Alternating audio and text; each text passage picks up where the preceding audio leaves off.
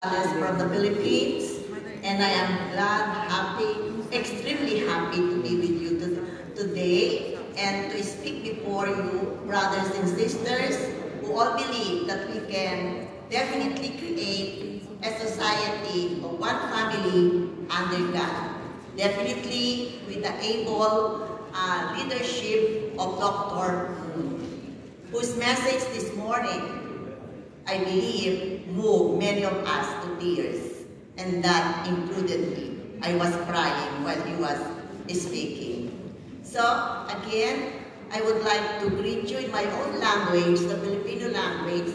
Maganda, masaya, mapagmahal, at maligayang hapon sa ating lahat.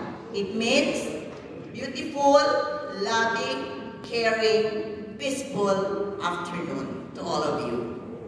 I will be reacting. I am not going to say react. I refuse to call it react, but reflections.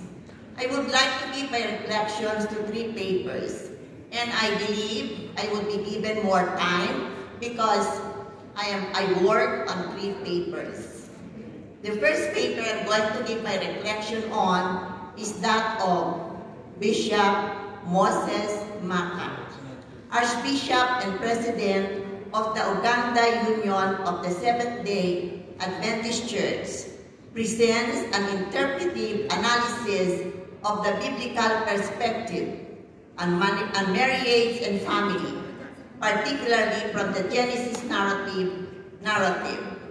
This work primarily focuses on clarifying the origins, values, and principles of marriage and family, as conveyed in the Bible, with specific emphasis on the roles and responsibilities within these institutions as envisioned in Christian theology.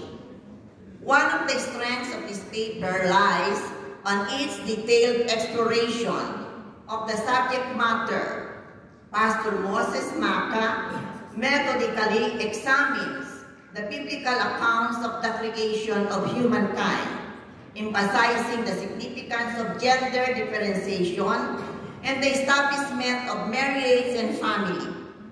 By drawing extensively from the Genesis narrative and correlating it with other biblical references, the author reinforces the theological argument that marriage and family are divine institutions with specific God-ordained purposes and structures. The paper of Bishop Maka uses a hermeneutic approach to analyze the fundamental values and concepts that underlie the institutions of marriage and family.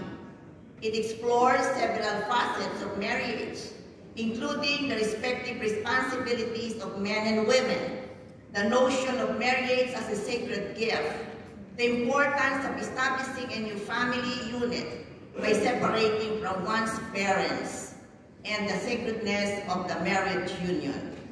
This comprehensive analysis demonstrates a profound involvement with the text and a dedication to deriving interpretations that are doctrinally firm.